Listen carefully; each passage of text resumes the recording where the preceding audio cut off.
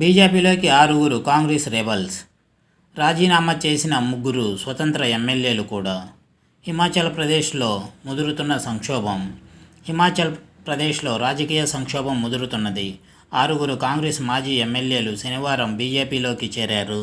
సుక్కు నేతృత్వంలోని ప్రభుత్వ పాలనలో రాష్ట్రంలో అభివృద్ధి స్తంభించిందని వారు ఆరోపించారు.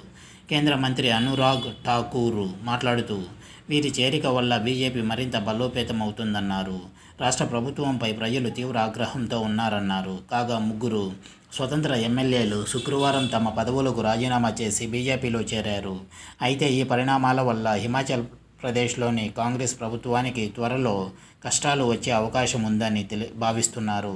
ఉప ఎన్నికల్లో బీజేపీలో చేరిన ఈ 9 మంది గెలుస్తారని, మరికొందరు కాంగ్రెస్ ఎమ్మెల్యేలను ఆకర్షించవచ్చునని, అనంతరం తానే ప్రభుత్వాన్ని ఏర్పాటు చేయవచ్చునని బీజేపీ భావిస్తున్నట్లు తెలుస్తోంది. రాష్ట్ర అసెంబ్లీలో ప్రస్తుతం మెజార్టీ మార్క్ 30 మంది ఎమ్మెల్యేలు. కాంగ్రెస్కు ప్రస్తుతం 33 మంది ఎమ్మెల్యేలు మద్దతు ఉంది. ఇది వ్యూవర్స్.